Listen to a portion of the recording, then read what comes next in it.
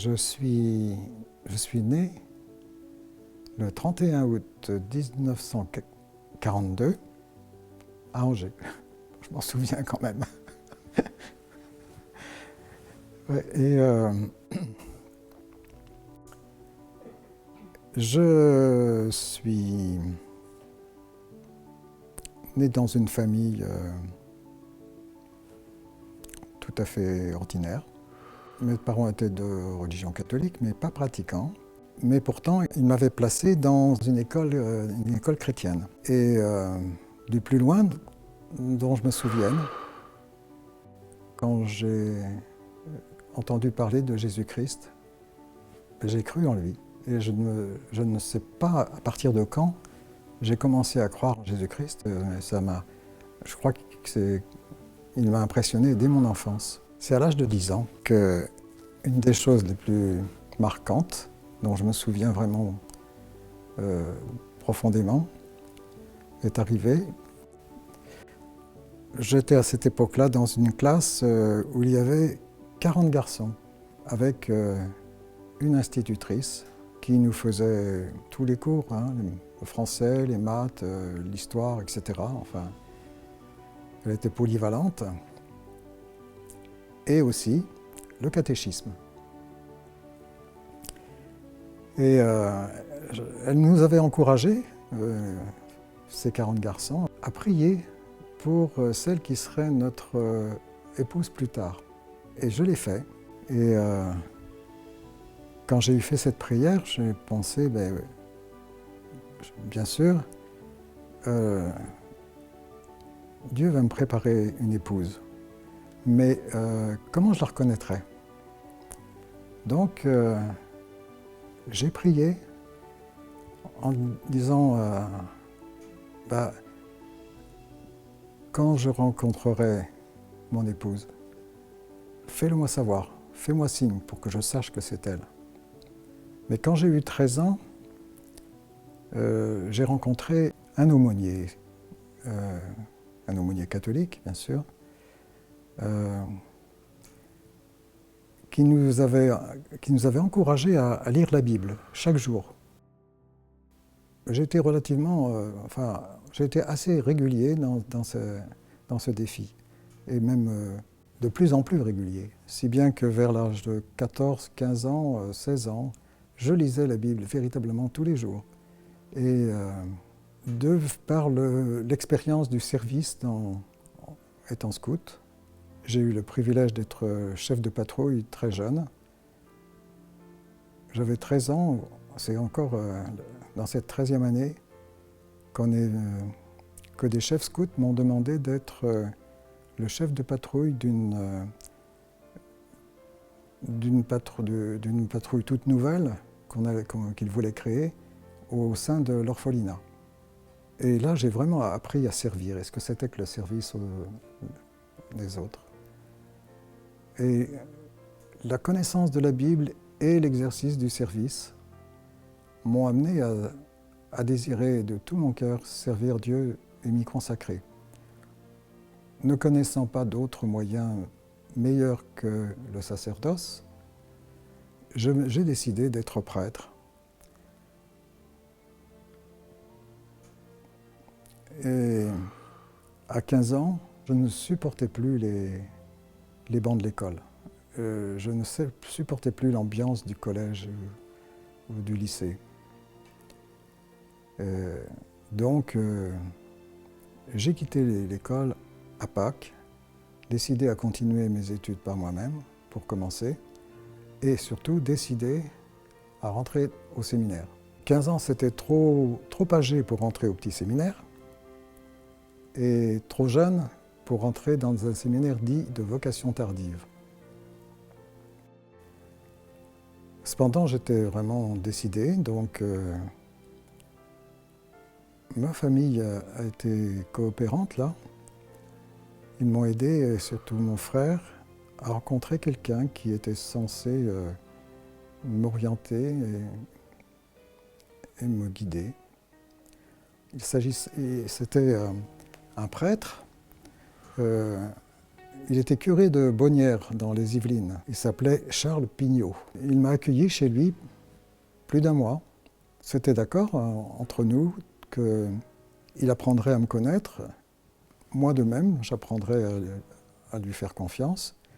Et qu'au bout d'un certain temps, on parlerait. Et s'il le jugeait utile, s'il le jugeait bon, il me trouverait un endroit pour étudier, pour un séminaire qui me convienne.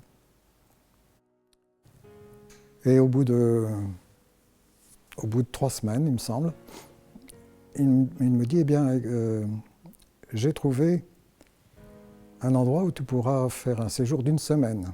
Et au bout de cette semaine-là, le supérieur te dira ce qu'il en pense. Mais au bout d'1 semaine, dans ce séminaire, dont j'ai très très peu de souvenirs d'ailleurs, c'est bizarre, c'était obscur et monotone. Au bout d'1 semaine, le supérieur m'a appelé dans son bureau et m'annonce, il me dit « Je ne crois pas que vous ayez la vocation religieuse ». Ça a été très dur à entendre et j'étais complètement dépité. Et le soir, rentré chez mon ami Charles Pignot, on a longuement discuté. On a fait le tour des possibilités qu'il connaissait, des ordres religieux qui, semble-t-il, me conviendraient. On a parlé, entre autres, des petits frères de Jésus, qui sont... C'est un mouvement, un ordre religieux inspiré par Charles de Foucault. Mais au bout de tout cela, après plus d'1 heure de discussion, il me dit, il a planté ses yeux dans les miens. Et c'était un homme qui avait une certaine aura. Il était très, très spirituel. Il avait un regard très clair, c'était impressionnant. Ouais. Et il me dit, Serge, tu seras prêtre un jour. Mais tu seras prêtre dans un ordre nouveau que je ne connais pas et dans lequel il y aura une grande fraternité. Finalement, la rentrée suivante, j'étais effectivement dans un séminaire. J'étais au séminaire de Manger. C'était le nom du château dans lequel se trouvait le séminaire. Et ça se trouvait à Verneuil-les-Chétifs, dans la Sarthe. Et là, j'ai passé 1 an d'études. Ça se passait bien. Un certain nombre de choses, au fur et à mesure que je les découvrais, me heurtaient et ne me paraissaient pas du tout en accord avec les Écritures. Mais je priais beaucoup. J'aimais bien, le château de Manger était entouré de forêts. Donc j'aimais bien partir dans la forêt, m'isoler et prier. Et puis la rentrée suivante, j'ai dit il faut que je fasse quelque chose. Je n'avais plus envie de retourner au séminaire. J'avais toujours à l'objectif de consacrer ma vie à Dieu, mais je ne voyais pas très bien comment.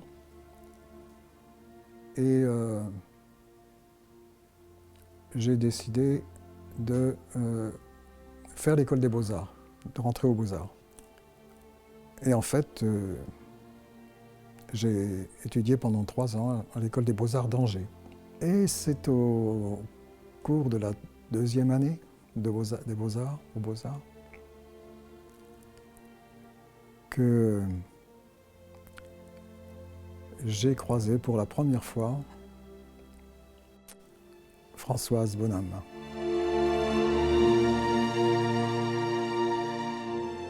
Lorsque je l'ai croisée, j'ai eu une pensée très forte qui s'est imposée à mon esprit. Ça disait « Voici celle qui sera la plus importante pour toi ». en y repensant, mais je me suis dit, ben oui, au fait, ça correspond bien. C'est une réponse à ma prière. Ah, c'est tout un ensemble. Je sortais des Beaux-Arts tard, parce que c'était entre midi et 2 heures, et je m'étais attardé sur un ouvrage que je voulais terminer avant de partir. Donc il devait être près de 13 heures. Et Françoise rentrait du bureau. Je ne sais pas pourquoi elle rentrait si tard aussi, mais les rues étaient désertes pratiquement à cette heure-là. Et il y avait un soleil magnifique. Et tous les deux, on a débouché de l'ombre en même temps. C'est-à-dire que là, j'arrivais sur un boulevard large, le boulevard Foch, de la rue Bressigny à boulevard Foch, et Françoise sortait de la rue Saint-Aubin. Et tous les deux, on s'est croisés en pleine lumière. Et c'était un soleil de mai, quoi. Cette impression était tellement forte après. J'ai écrit cela dans mon journal d'ailleurs, aussitôt après. Mais après, je n'y ai plus pensé. Et je n'y ai pensé qu'à la rentrée suivante. J'avais, à cette époque-là, j'avais pris des distances avec la pratique religieuse. Je lisais moins souvent la Bible, mais je lisais toujours la Bible quand même de temps en temps. Mais j'étais toujours très fervent pour la cause de Jésus-Christ. J'étais le référent de l'aumônerie catholique aux Beaux-Arts. C'était pas rien. J'étais bien le seul. L'aumônier espérait compter un petit peu sur moi pour que ce soit une présence chrétienne aux Beaux-Arts. On se connaissait bien, c'est pour ça qu'il m'avait demandé ça. On se connaissait bien parce que pendant toute une période, il était mon guide spirituel, entre guillemets. Hein.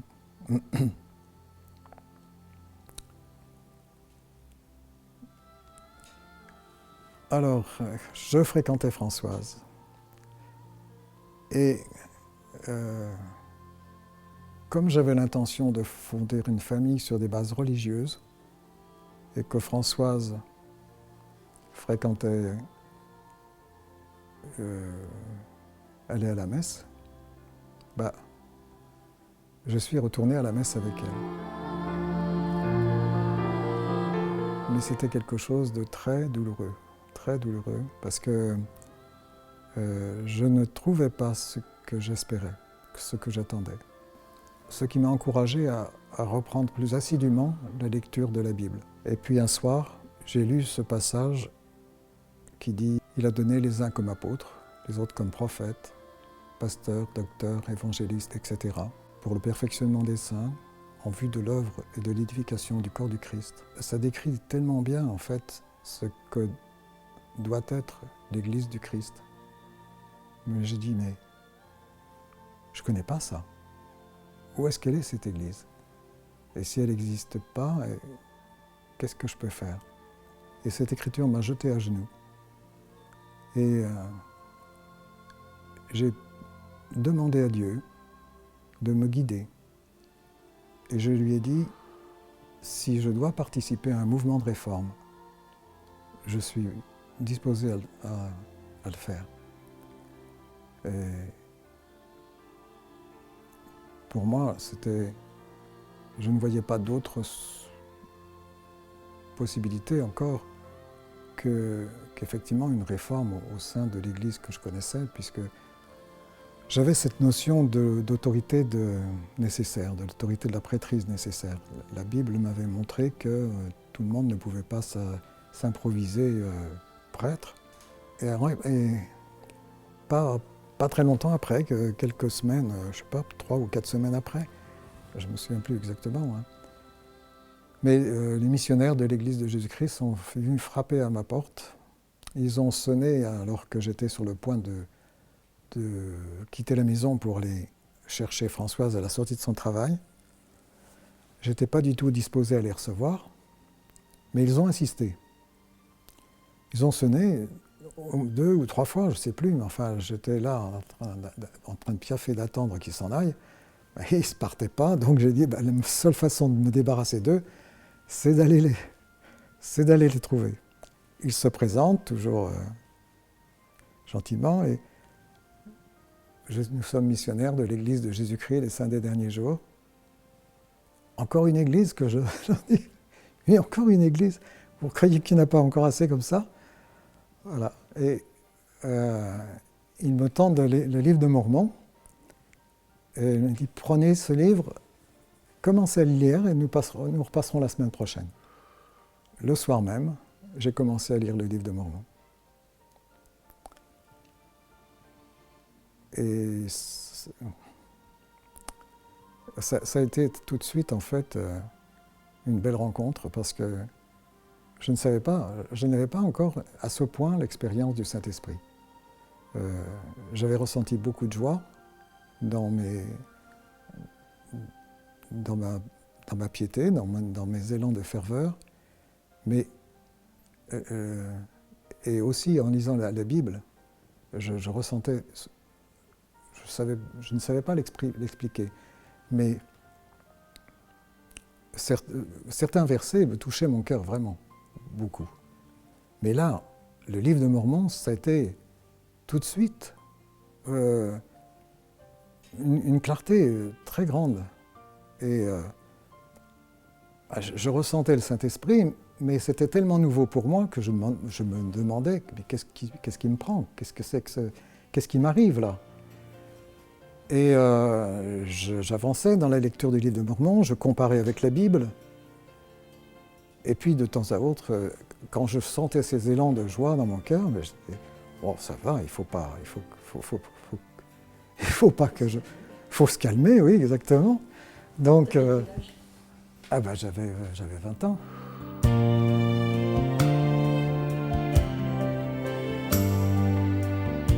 Je laissais le livre de côté, mais j'y étais ramené sans cesse. Et alors, j'avais du temps libre, hein, parce que enfin, j'étais maître de mon temps. Mais j'essayais de retourner au travail et j'étais sans cesse ramené à la lecture du livre. Les missionnaires, je les ai revus entre-temps, donc à peu près une semaine après, ils sont repassés. Un jour, j'étais là, bon, très bien. Puis on donnait rendez-vous après, mais là, j'étais décidé à les convertir au catholicisme. Vraiment, parce que il y avait un certain nombre de points que je ne comprenais pas, bien sûr. Mais alors, j'étais vraiment impressionné par la justesse de leurs réponses. Et c'était toujours en accord avec la Bible, toujours en accord avec les Écritures. Ça m'impressionnait vraiment beaucoup. J'ai peut-être revu une fois encore les missionnaires avant d'avoir le témoignage de la véracité du livre de Mormon d'une manière très très puissante. En fait, il s'est passé que lorsque j'ai eu fini de lire le livre, en un peu moins de 3 semaines, là j'ai décidé de mettre la promesse à l'épreuve, la promesse de Moroni à l'épreuve. Et je me suis retiré dans la campagne et j'ai trouvé un petit coin tranquille, discret, et j'ai prié. Et je me suis agenouillé, et j'ai prié, et j'ai prié, et j'ai prié longtemps. Et le soir tombait, et rien ne s'était passé. Je suis rentré à la maison, j'étais tout seul, je vivais seul à cette époque. Et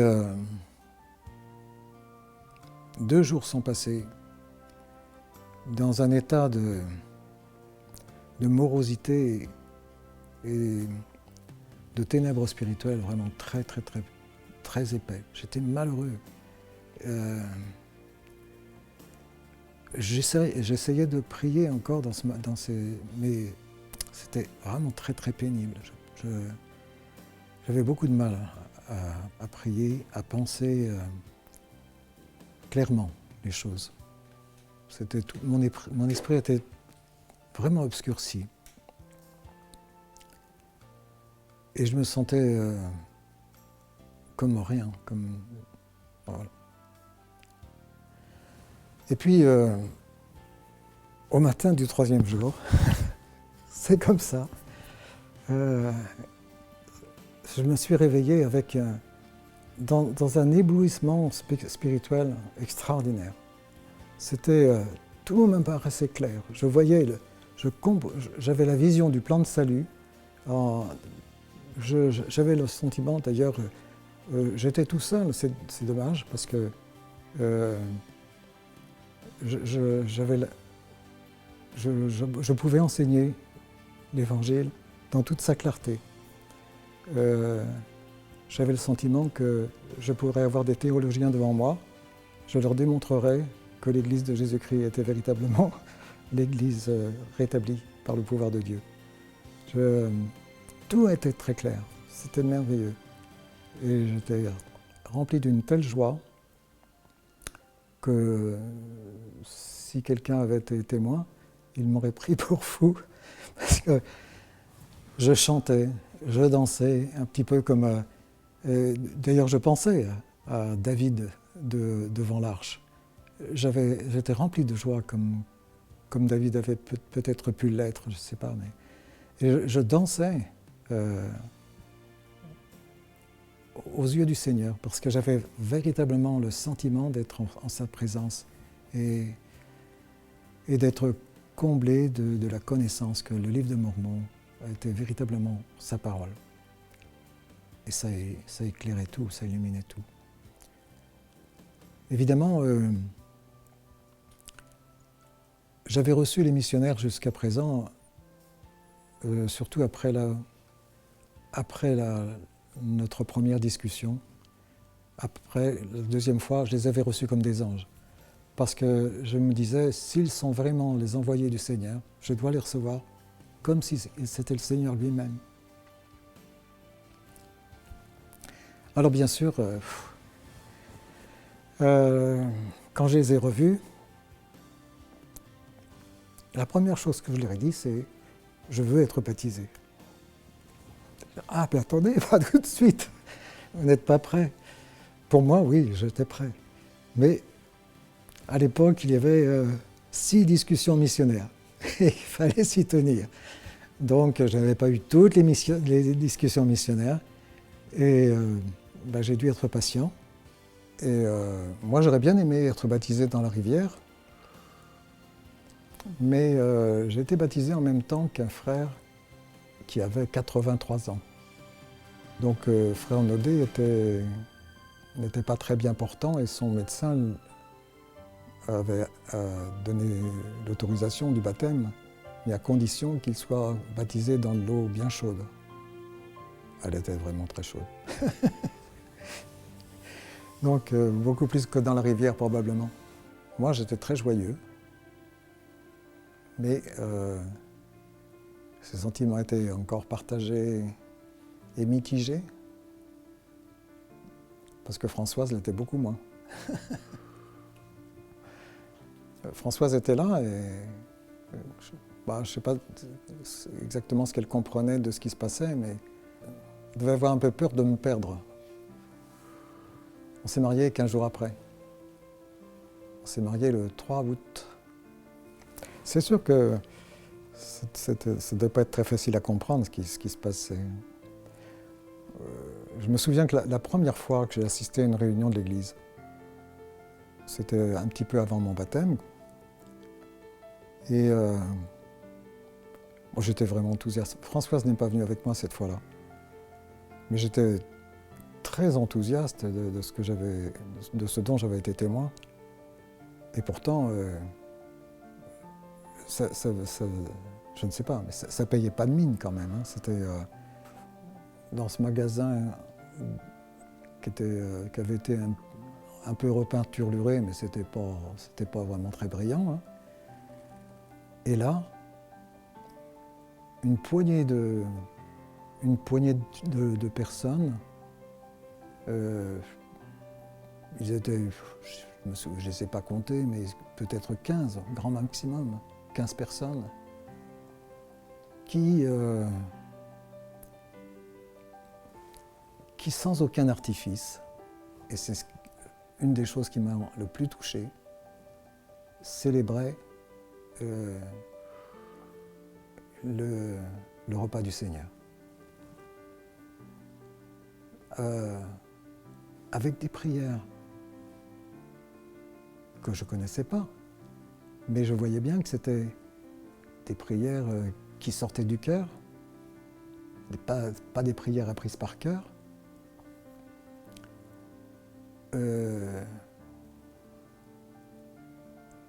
Aucun artifice pour la Sainte Seine.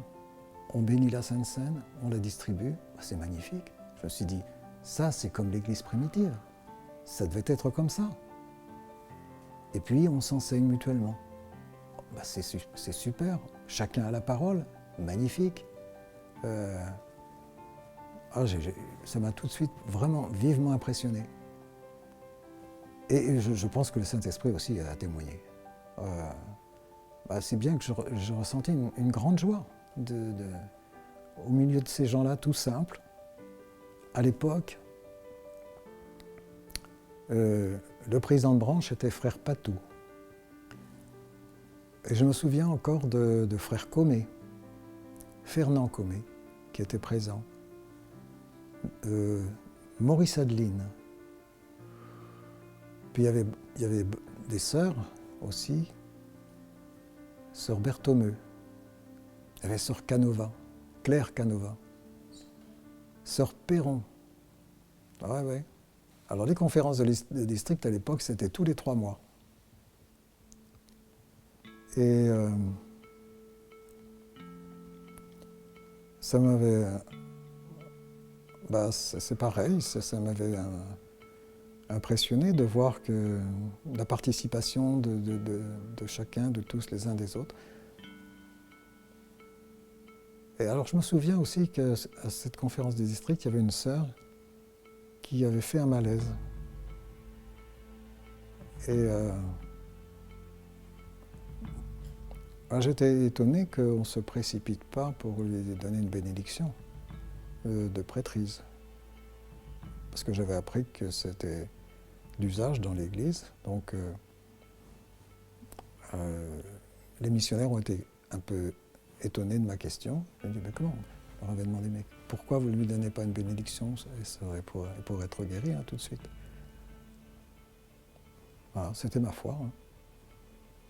Et de fait, ils lui ont donné une bénédiction et puis ça a suivi son cours. Hein.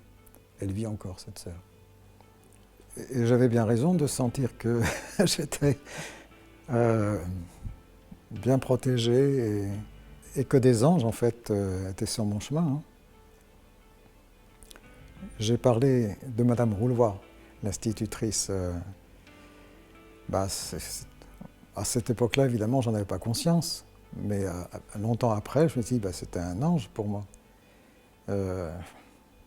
Charles Pignot, il était bienvenu, hein, parce qu'il m'a vraiment donné de l'espoir et une direction. Et puis, Elder Kim Anderson et Elder Dal Jordan, c'était des anges importants pour moi. Non, en fait, j'ai rencontré des gens, et je ne sais pas pourquoi, j'ai saisi leur message au passage. J'en ai probablement manqué beaucoup, que je n'ai pas reconnu. Mais ceux qui ont impressionné ma vie m'ont toujours orienté dans le sens de la foi en Jésus-Christ.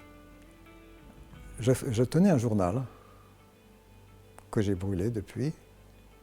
Mais ce journal, je l'avais intitulé « Chant d'amour ». Ça revenait très souvent, « Je veux être un saint ». C'était mon leitmotiv. Et ce que je me reprochais beaucoup, c'était de concevoir les choses intellectuellement et de bien comprendre l'Évangile intellectuellement, mais de ne pas arriver à en faire quelque chose de concret. Donc voilà, c'était ça mon objectif. C'est probablement ce qui m'a manqué aussi, même au séminaire, même avec les règles, les horaires, les différentes choses qui réglaient le temps. C'était pas ça, en fait, ce que je recherchais. C'était pas suffisant. Même au séminaire, il n'y avait pas cette cohérence, cette cohésion, cette relation particulière que l'on trouve dans la fraternité de la prêtrise de Jésus-Christ.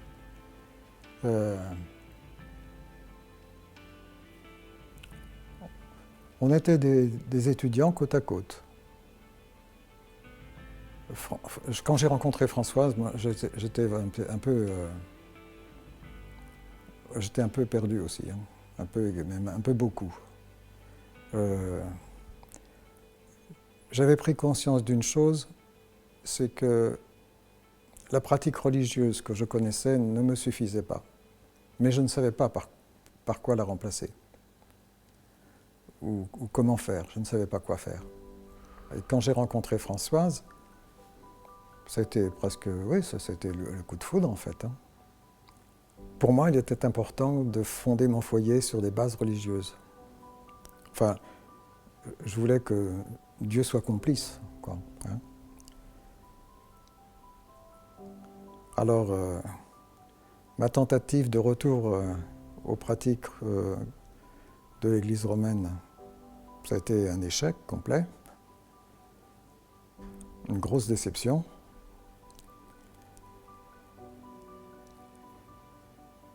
J'ai prié et notre Père Céleste m'a envoyé ses anges pour me répondre.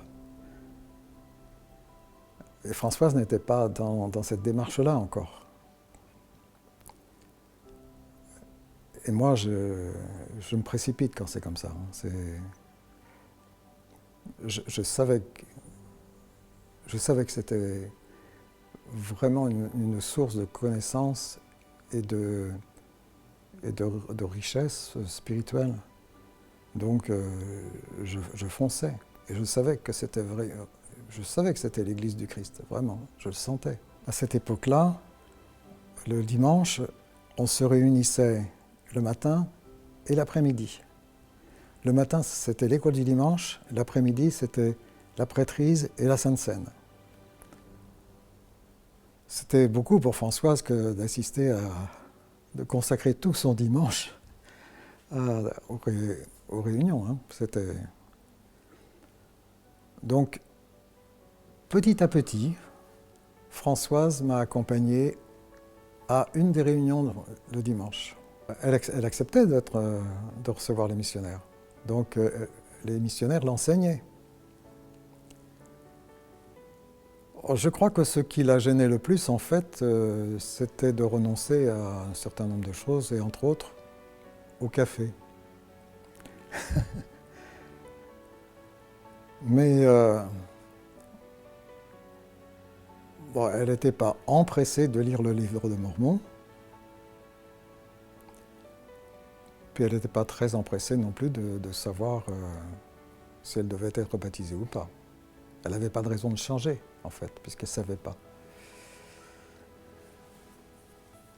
Alors, je me souviens, au début je n'avais pas encore fait mon service militaire quand on s'est mariés. J'étais sursitaire, et évidemment, qui dit sursitaire, dit à un moment, oui, il faut y passer, quoi. Et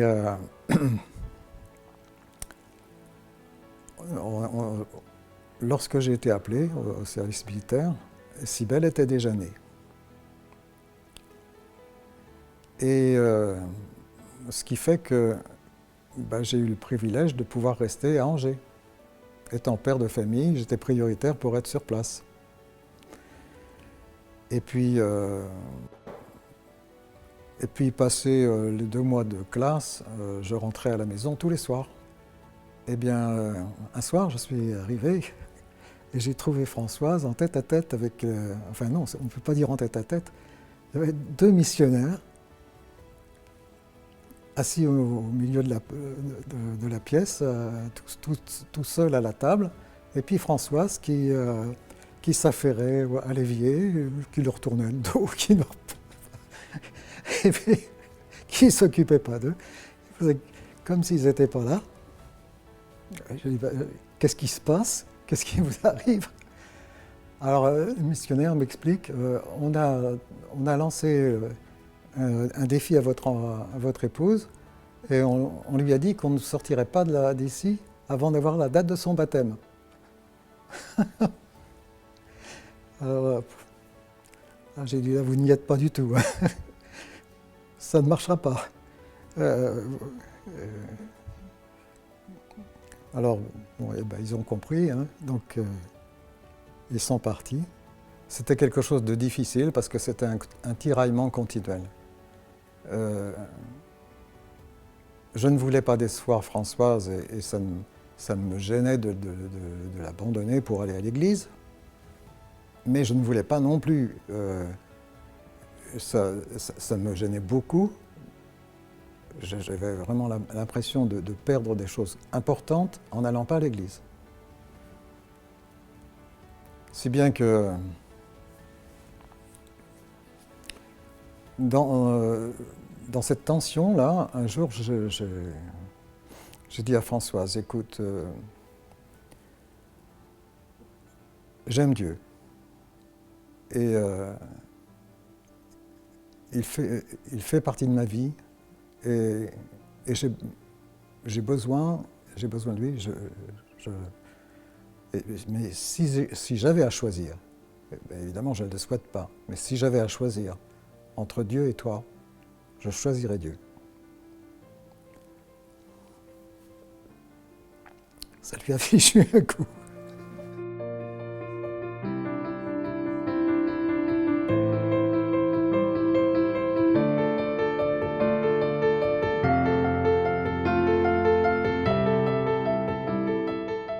Il m'est arrivé d'arriver en larmes à la réunion Sainte-Seine.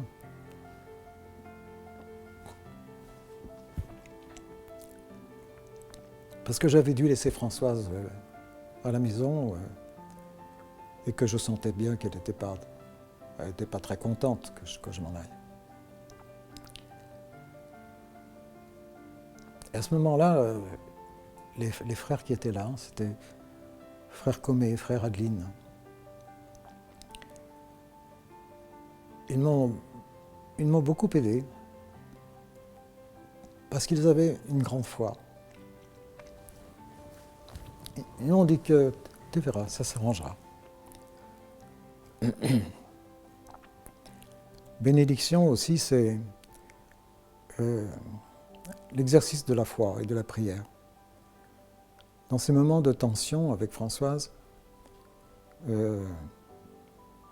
je m'isolais et je priais. Et quand je revenais, la tension était apaisée et on pouvait reprendre un dialogue raisonnable. Ça, c'est aussi de belles expériences. Elle a fait son petit chemin quand même, et elle s'est décidée à prier. Ce que je pense, elle n'avait pas fait encore jusqu'à ce moment-là. Et elle a demandé à Dieu si elle devait être baptisée. Ce dont je me souviens, c'est que quand elle me l'a annoncé, elle m'a dit « Maintenant, il va falloir qu'on paye notre dîme ».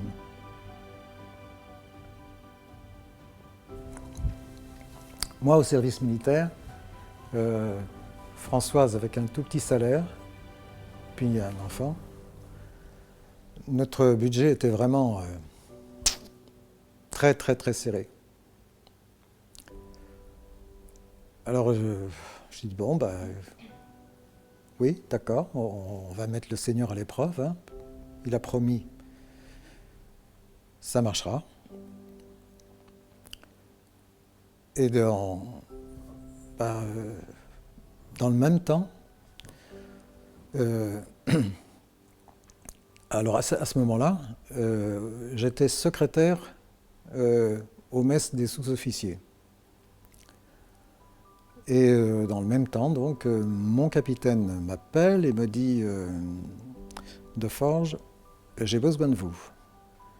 J'aimerais que vous soyez barman aux messes. Alors, je lui ai dit, je ne sais pas si c'est bien ma place parce que moi je ne bois pas d'alcool. Ah bah, il dit raison de plus, ça me va très bien. Est-ce que vous acceptez le poste? Bon, bah, ok, d'accord. Et il s'est trouvé que je devais ajuster la caisse tous les soirs. Et tous les soirs, j'avais du bénéfice. C'est-à-dire que je recevais des pourboires. Les sous-officiers étaient très gentils avec moi. Ils me laissaient toujours des pourboires. Ce qui fait qu'à la fin du mois, les pourboires nous permettaient non seulement de payer notre dîme sur l'ensemble de nos revenus, mais il nous restait encore davantage. Quand je suis rentré dans l'église, j'ai dû servir comme secrétaire, puis d'organisation. Mais bon, oui, je ne sais plus exactement. Mais ce que je me souviens, c'est que très vite, j'ai été appelé comme président de branche. Et j'avais 25 ans. Je ne me sentais pas à la hauteur d'un tel appel. Mais j'ai toujours reçu les appels comme les appels du Seigneur. Et à chaque fois, je me suis dit, pourquoi moi? Mais je dis, bon, bah, je suis appelé, c'est le Seigneur qui m'appelle. Alors si le Seigneur m'appelle, je fais ce que je peux et le reste, c'est son problème. Au début, je ne comprenais pas qu'on ne comprenne pas l'Évangile. Pour moi, c'était tellement évident, tellement logique, en même temps que fort de par la logique des choses, c'est tellement évident que ça m'imprègne complètement. Et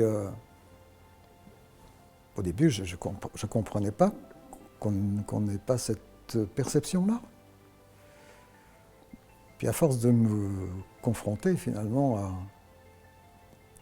à des tas d'incohérences dans la vie et le comportement de mes frères et sœurs, je dis bon, ben, ça m'a renvoyé à mes propres incohérences d'ailleurs, parce que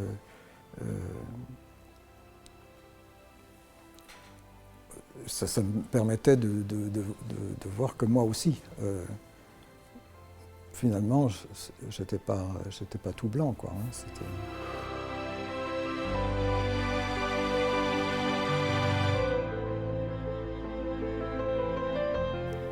Elle a toujours été d'une très grande fidélité, Françoise. Fidélité à ses croyances, la fidélité à ses parents, à ses ancêtres, à ses traditions, la fidélité au passé. En fait, ça m'a offert une grande stabilité.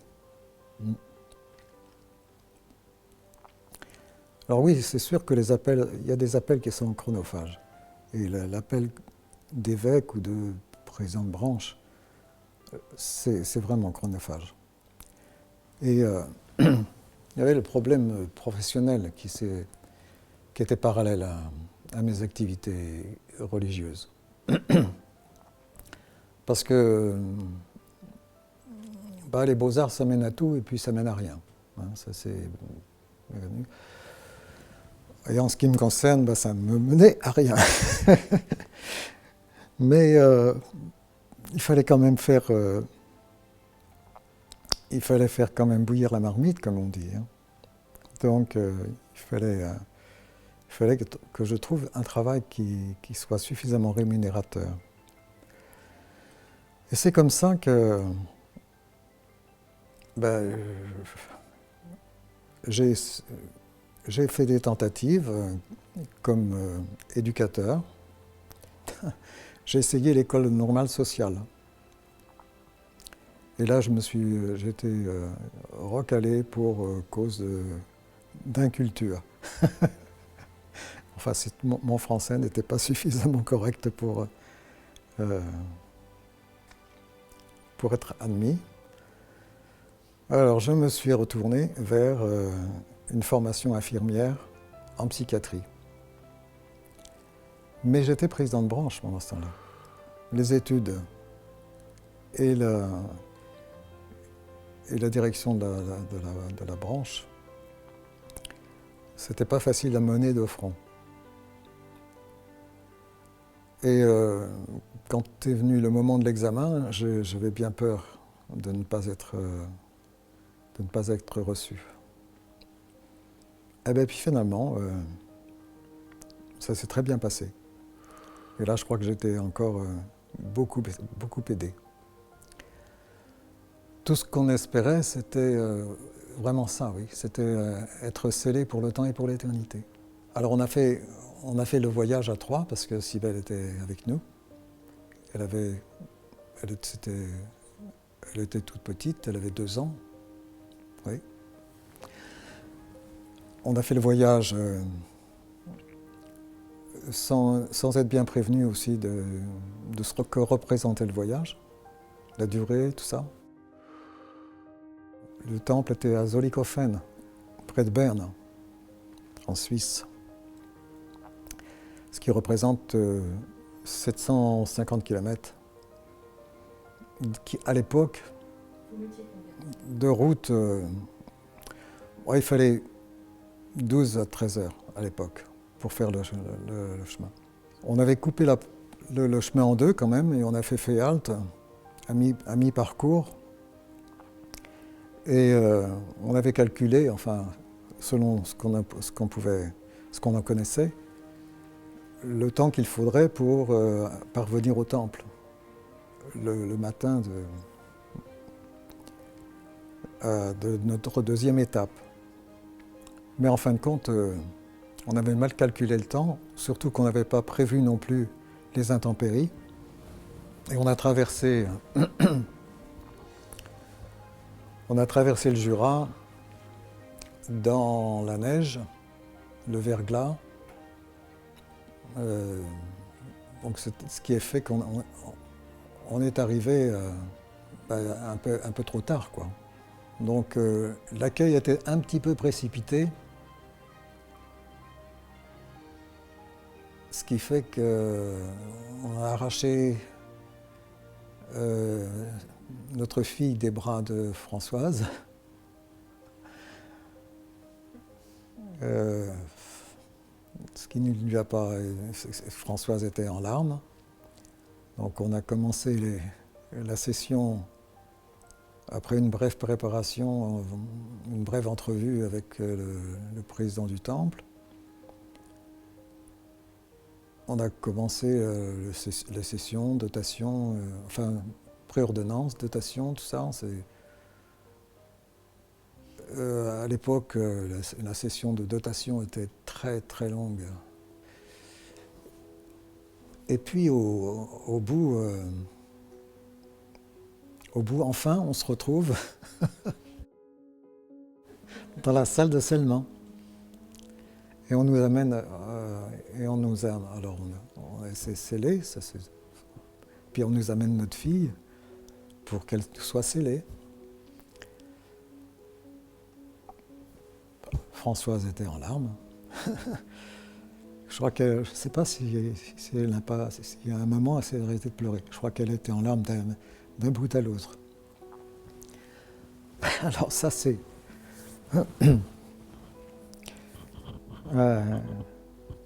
pour moi, c'était vraiment très bizarre, très particulier.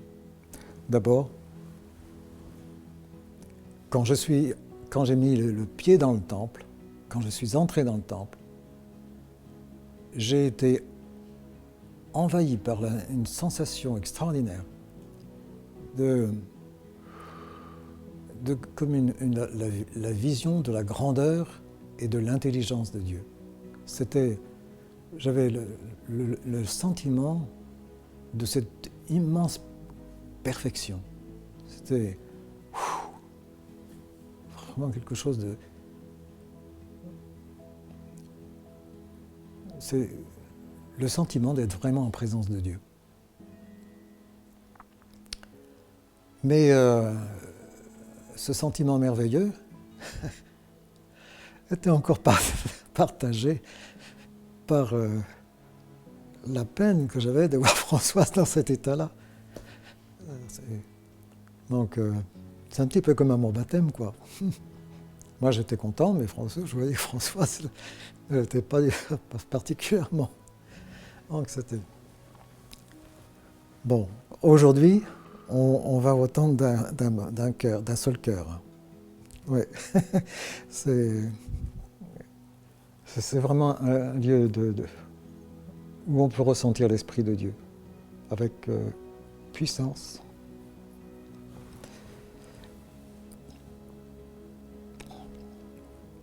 J'ai beaucoup d'expériences au temple dont il est difficile de parler.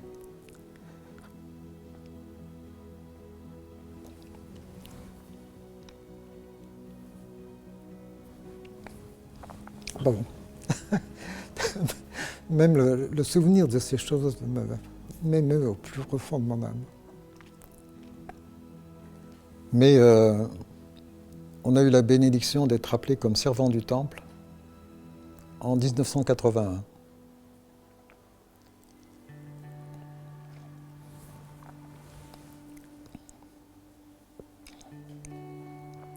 Et ça, j'ai beaucoup aimé. Et Françoise aussi. Un des défis pour Françoise, peut-être, c'est de réparer l'accueil avec lequel elle a été reçue au temple.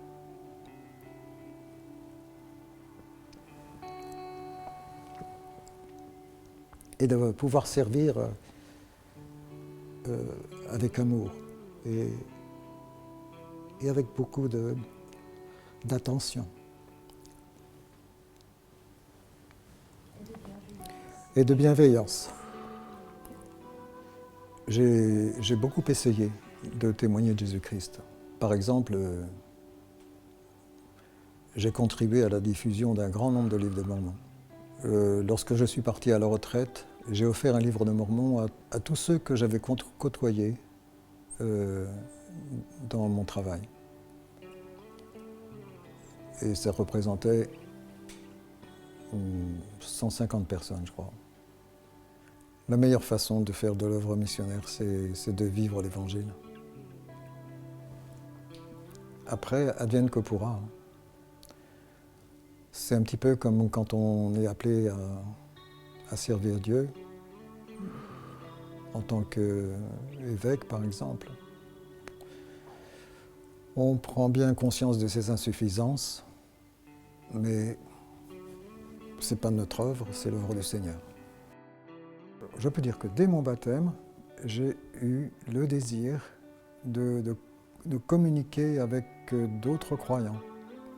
Simplement de fraterniser, de faire connaissance des autres. Et il y a beaucoup j'ai découvert qu'il y a beaucoup de richesses à partager, que je peux recevoir beaucoup de richesses de la part des autres. Et puis c'est le but aussi d'être présent en tant que membre de l'Église de Jésus-Christ des 5 derniers jours.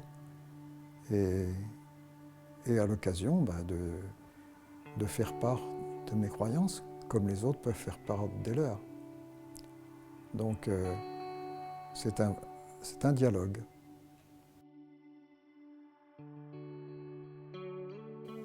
Cette préparation, c'était d'abord de me faire à cet appel, de me faire à l'idée que, ben oui, j'étais appelé à donner des bénédictions patriarcales aux enfants de Dieu.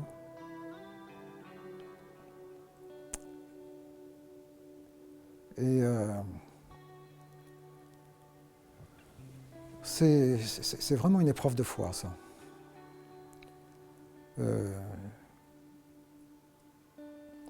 Jésus marche sur l'eau, Pierre est dans la barque,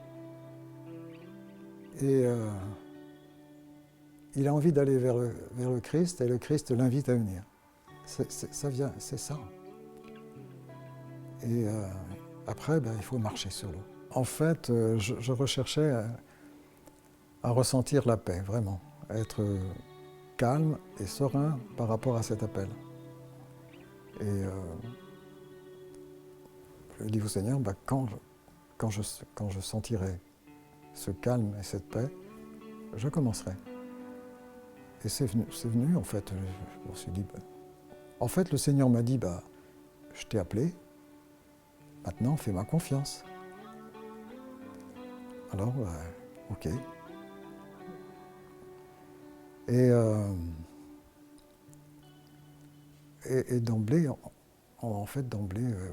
ça a été de belles expériences.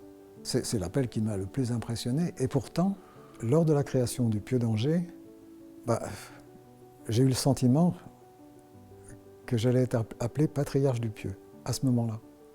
Et puis en définitive, j'étais appelé greffier du Pieux. Ça, c'était la chose à laquelle je m'attendais le moins. Parce que ça me paraissait contre ma nature.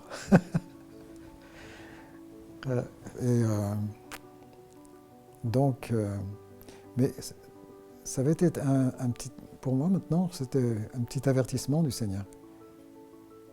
Le Seigneur est vraiment prévenant.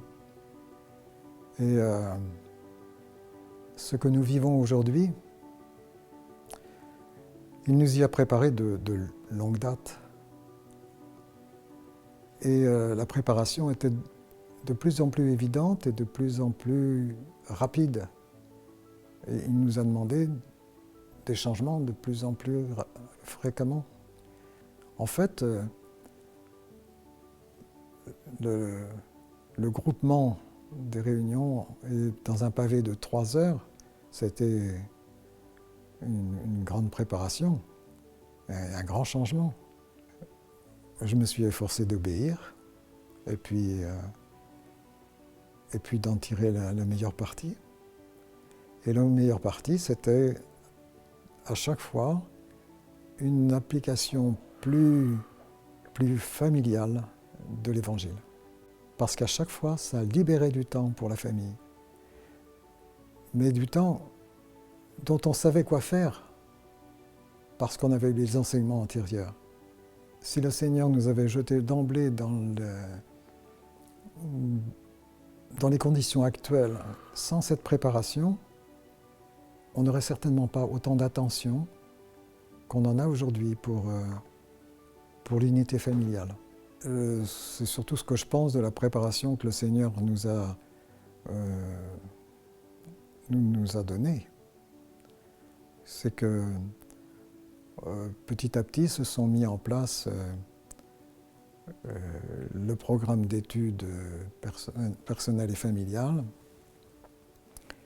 et qui nous amène à une grande autonomie personnelle et familiale, justement. Aujourd'hui, on est vraiment armé pour traverser ces moments difficiles et pour que l'Église entière puisse continuer d'être ce corps du Christ uni où les uns et les autres continuent de s'enseigner mutuellement et malgré l'isolement imposé par la pandémie. Alors bien sûr, il y a providentiellement aussi l'avancée technologique. Enfin, tout est fait pour que l'Église puisse continuer de progresser. Mais en tous les cas, en ce qui concerne notre relation à notre Père Céleste, je suis infiniment reconnaissant d'avoir la prêtrise pour pouvoir bénir la Sainte Seine à la maison, pour pouvoir et d'avoir le moyen d'apprendre, de recevoir la parole de Dieu et d'apprendre toujours de lui, et d'avoir le moyen de communiquer avec Dieu, de prier, de recevoir l'inspiration du Saint-Esprit. Oui, je me sens autonome. Oui, oui, oh bah oui, l'avenir, c'est le présent. Hein. C'est-à-dire que j'ai entièrement confiance dans le Seigneur et je sais qu'il nous donne les moyens. Il suffit d'être fidèle.